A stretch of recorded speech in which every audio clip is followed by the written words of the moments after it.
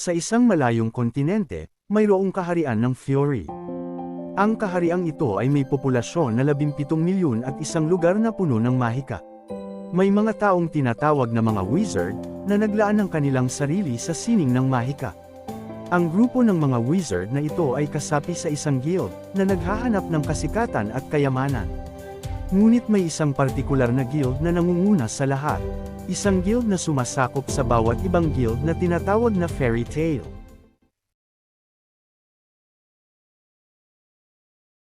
Samantalang sa bayan ng Harjan, isang binatang nagngangalang Natsu Dragneel at ang kanyang asul na nagsasalitang pusa na si Happy ay dumating, naghahanap ng isang individual na nagngangalang Ignil. Sa parehong oras, isang batang babae na si Lucy Heartfilia ay naglilibot sa paligid habang namimili. Siya ay nakakita ng ilang mga babae na nagkakagusto sa isang taong tinatawag na salamander, na tila'y nagpapakipot sa kanya. Si Lucy ay malapit ng mapabighani din, ngunit nagising sa kanyang mga pantasya nang masagi siya ni Natsu matapos itong madaling dumating sa kaguluhan nang marinig ang pangalan ni Salamander. Gayunpaman, pagkatapos malaman na hindi ito ang inaasahan niyang tao, si Salamander mismo ay pinaamo ang kaguluhan bago umalis. Inimbita ang mga ito sa isang party sa kanyang pribadong barko. Pumunta si Lucy kay Natsu, nagpapasalamat sa kanya dahil sa pagtanggal sa kanya sa pang-aakit ni Salamander, na ipinaliwanag na gumagamit ito ng ilegal na mahika upang paglaruan ang mga babae.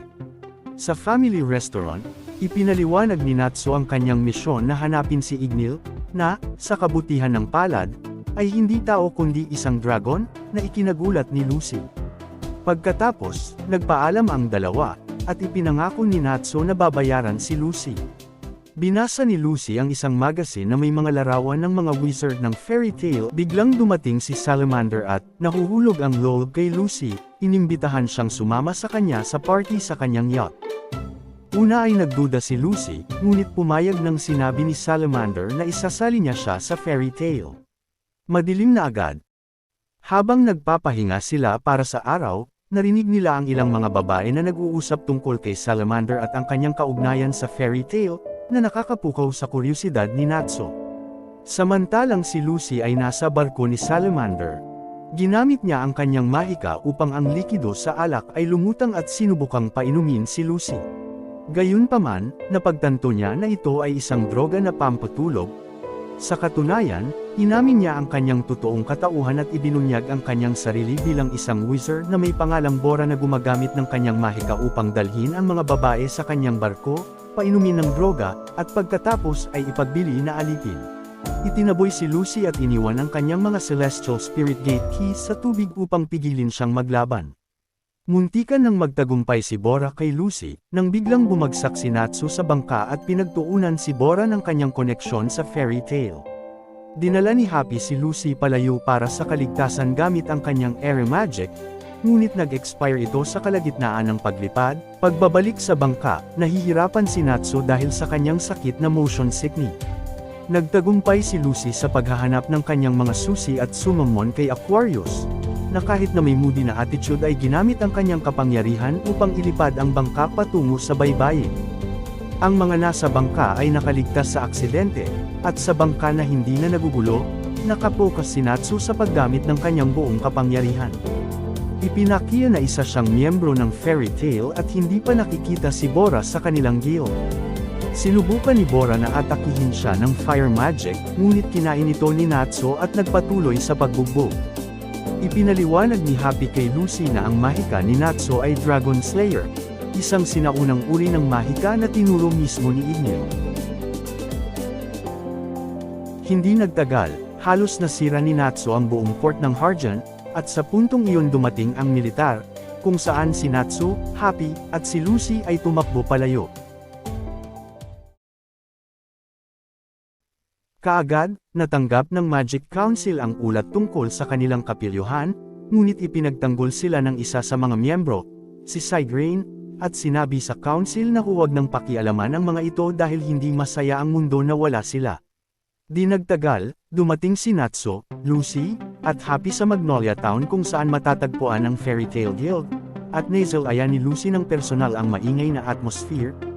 Sa mga miyembro, ipinakilala si Grateful Buster, isang ice mage at karibal ni Natsu, si Kana Albirona na lasinggera, si Luke, isang chick boy, at si Mira Jane, ang poster girl ng fairy tale at bartender ng guild na nagsabi kay Lucy na ang mga away ay madalas katuwaan lamang bago mahimatay. Pagkatapos ng kaunting kaguluhan nagsimula ang mga wizard na gumamit ng kanilang mahika ngunit pinatigil sila ng kanilang guild master. Si Makarov Dreyar, nagalit na nagpapakita sa kanilang lahat ng mga reklamo mula sa Magic Council dahil sa mga kapilyuhan at habit ng mga miyembro na mangwasak ng mga bagay sa paligid. Binaliwala ni Makarov ang Magic Council at sinabi na gawin ang kanilang tingin na tama, dahil hindi lalago ang wizard na nililimitahan ang sarili, at sumang-ayon lahat ng mga miyembro na may sigaw ng tuwa. Matapos ang lahat ng kaguluhan, opisyal na ginawang miyembro si Lucy ni Mira Jane. Samantalang si Natsu ay nagpunta sa job board para humanap ng trabaho. Narinig niya ang isang bata, si Romeo Conbolt, na nagtatanong kay Makarov kung kailan babalik ang kanyang ama, si Mikao. Nag-aalala ito dahil hindi pa bumabalik si Mikao kahit isang linggo na ang lumipas mula nang magsabi ito ng pangako. Ngunit sinabi ni Makarov na wala siyang balita mula dito at pinayuhan si Romeo na umuwi na lang at maghintay. Sinuntok siya ni Romeo sa mukha at umalis na galit. Sa pagtanaw ni Natsu dito, sinira niya ang mission board at umalis, na may layuning hanapin si Mikao. Sa gitna ng paglalakbay, si Natsu kasama si Happy at si Lucy, na nagpas siyang sumama, ay sumakay na ng karwahe patungo sa bundok ng Hakob. Natuklasan ni Lucy, at lubos na nadismaya dahil ang bundok ng Hakob ay isang lugar na natatakpan ng nyebe. Nagpatuloy ang tatlo, at ginamit ni Lucy ang kanyang celestial spirit, si Horoajim, isang spiritong katulad ng orasan bilang transportation. Inilahad ni Natsu na ang trabaho ni Mikao ay pagsupil sa isang halimaw na kilala bilang Vulcan, isang halimaw na nagbigay ng matinding takot kay Lucy. Ang Vulcan ay humahawak kay Horoajim kasama si Lucy sa loob at dinala ito sa kanyang tahanan. Subalit, si Horoajim ay biglang nawala dahil sa pag-expire ng kanyang time limit. Dumating si Natsu sa tahanan ng Vulcan at hinahanap si Mikao, ngunit nagpauto si Natsu, at ito'y itinulak sa bangin. Dahil sa pangyayaring ito, nagalit si Lucy at tinawag ang celestial spirit na Taurus upang labanan ng Vulcan. Ngunit bago ito umatake, biglang bumalik si Natsu at pinatumba si Taurus. Nang tanungin kung paano siya nakaligtas, sinabi niya na hinuli siya ni Happy gamit ang kanyang airy magic. Ang Vulcan ay kinuha ang sandata ni Taurus. Ngunit nagtagumpay si Natsu na tunawin ang metal mula sa axe ni Taurus, at gawing apoy upang palakasin ang kanyang sarili. Habang ang Vulcan ay natatalo, biglang naging si Mikao ito. Sa kanilang pag-aayos ng sugat ni Mikao, napagtanto ni Happy na kinuha pala ng Vulcan ang katawan nito sa buong misyon. Bumabalik sila sa Magnolia at ibinabalik si Mikao sa kanyang anak na si Romeo.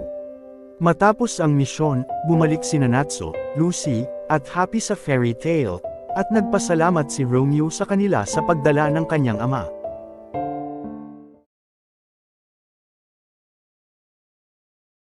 Si Lucy ay nakahanap ng bagong tahanan sa bayan ng Magnolia. Pagkatapos ng kanyang nakaka-relax na paliligo, natagpuan niya si Natsu at si Happy sa kanyang lugar, na parang sa kanila ito. Sa kabila ng kanyang galit, kumalma si Lucy at nag-usap ang tatlo sa isang mesa. Pinag-usapan nila ang mga celestial spirits ni Lucy, at nang ipakita niya ang kanyang silver keys at gold keys, nitindaan niya na makipagkasundo sa isang silver key spirit na nakuha niya kamakailan lamang. Matapos tawagin ang kanyang bagong celestial spirit na si Nikora, o mas kilala bilang si Flo, inaisip ni Flo ang ideya kay Natsu na bumuo ng isang grupo kasama si Lucy. Agad na pumayag si Lucy, at sa gayon, isinilang ang Team Natsu. Si Natsu ay mabilisan naglabas ng isang flyer para sa isang bagong misyon sa Shiritsum Town, na may madali na layuning sirain ang isang libro. Bagamat ito'y may kadalian 200,000 joule ang gantimpala kung mapagtatagumpayan nila ang misyon, nag-aalala si Lucy nang malaman niyang kailangan nilang makipag-ugnayan sa puno ng libog na Duke Everlo na nais na umupa ng isang babaeng may dilaw na buhok. Samantala sa Fairy Tale Guild, napansin ni Levi McGarden, Jet, at Droy na nawawala ang flyer para sa misyon tungkol sa libro. Ngunit, nagdududa si Makarov nang ibunyag niya na ang pabuya ay itinaas na sa 2 milyong joule, na ikinagulat ng ibang miyembro ng guild. Sa ibang dako, ang Team Natsu ay nasa daan patungo sa Shiretsum, at hindi pa alam ang balita sa pagtaas ng pabuya. Ang tatlo ay agad na nakarating sa kanilang destinasyon, at nagpasya si Natsu at si Happy na kumain habang humiwalay si Lucy sa grupo. Sa huli ay nagkita-kita ulit sila. Nag-anyo si Lucy bilang katulong para sa kanilang plano na makapasok sa mansyon ni Duke Everlock, subalit nagbibiro lamang ang dalawa kay Lucy nang banggitin ang plano na ito. Pagkatapos, nakatagpo nila ang kanilang mga kliyente, si KB Melon at ang asawang si Mrs. Melon. Nagduda si Lucy dahil parang pamilyar ang pangalan na Melon. Matapos ang mga formalidad, ibinunyag ni KB na ang layunin ay kunin ang isang partikular na aklat at sirain ito, na may gantimpala na 2 milyong joules sakaling magtagumpay sila. Nabigla ang tatlo sa balita, ngunit mas lalong na-excite si Natsu na magsimula. Nagtanong si Lucy tungkol sa biglaang pagtaas ng pabuya. Bago pa siya makapagpaliwanag ng husto, kinuha ni Natsu si Lucy at dali-daling nagtungo ang grupo patungo sa Everlow Mansion, na mas lalong naging mahigpit ang seguridad dahil sa isang guild na nabigo sa misyon 1 linggo na ang nakararaan. Biglang sumulpot mula sa sahig ang isa sa mga maid kasunod si Everlow mismo. Pagkatapos tumingin kay Lucy, agad na tinanggihan siya ni Everlow dahil itinuturing niyang pangit ito. Labis na nadama ni Lucy ang pagkabigo, nagdesisyon si Natsu na baguhin ang plano. Ngunit, hindi alam ng tatlo na may pagkakaalam si Everlow na sila ay mga wizard. Sinubukan nilang magtago sa mansyon nang hindi napapansin. Gayunpaman, kaagad silang nahuli at inatake ng mga maid ni Everlow, ngunit natalo nila ang mga ito ng mabilisan. Pagkatapos nito, pumunta ang team sa isang kwarto na nagtataglay ng lahat ng aklat ni Everlow. Mabilis nila itong sinaliksik at natagpuan ang aklat na Daybreak. Bago ito sunugin, napansin ni Lucy na isinulat ito ni Kemo Zeilon, isa sa kanyang mga paboritong autor, at pinigilan niyang sunugin ito ni Natsu. Biglang dumating si Everlow at sinabi na sadyang hinayaan niya ang grupo sa mansyon upang malaman kung ano ang pakay ng mga wizard sa kanya. Nagalit si Natsu kay Lucy sa pagsasayang ng oras, kaya't nagpasya siyang basahin ito agad. Lumitaw ang mga gwardya ni Everlow at nagpakilala sila bilang Vanish Brothers, mga miyembro mula sa Southern Wolves Guild. Napagtanto ni Lucy na may kakaibang laman ng aklat, kaya't sinabihan niya si Natsu na bigyan siya ng kaunti na oras. Si Everlow ay curious sa lihim na taglay ng aklat, kaya sumunod ito kay Lucy pati na rin si Happy upang tumulong. Samantalang si Natsu ay nahaharap sa Vanish Brothers. Inangkin ng dalawa na ang mga wizard ay walang kwenta kumpara sa kanila dahil ang mga ito ay nakapokus sa magic imbis na sa kalakasan ng katawan. Sa gitna ng labanan, nag-prepare ang mga mercenary sa kanilang ultimate attack.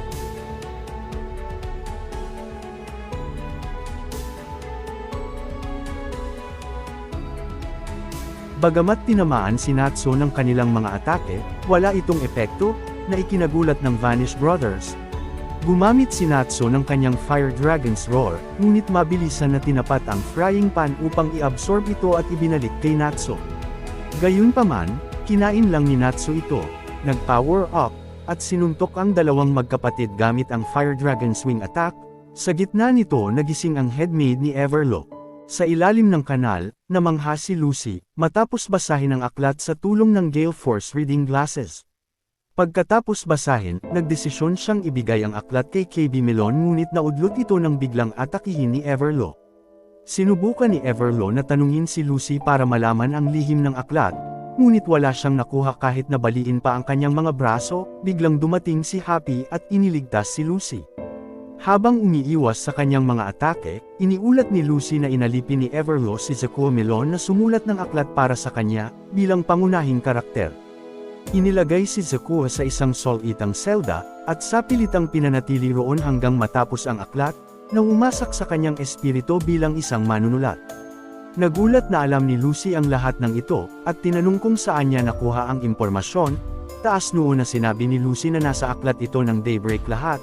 Si Zakuo ay isang mage na nagtanim ng magic spell upang hindi ito malantad sa tulad ni Everlow. Binanggit din ni Lucy na ang tunay na mensahe ay hindi para sa kanya.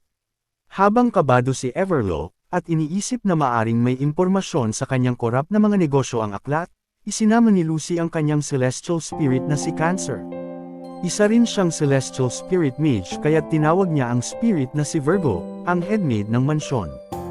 Gayunpaman, nadamay si Natsu kay Virgo habang sinamon ito ni Everlo. Mabilisan na tinalo ni Natsu si Virgo gamit ang isang suntok. Samantalang si Lucy ay ginamit ang kanyang whip kay Everlo at itinulak ito patungo kay Cancer, gamit ang kanyang gunting pinatumba niya ito at binigyan ng bagong haircut. Bumalik ang grupo sa mansyon ni KB Milon at iniabot sa kanya ang aklat. Nagulat si KB nang makita niyang hindi nila winasak ito, ngunit agaran tinanong ni Lucy si KB kung bakit siya nagnanais sirain ang libro. Nilantad ni Lucy na si KB ay anak ni Zakuo Milon, kilala rin sa pangalan na Kemu Zayon.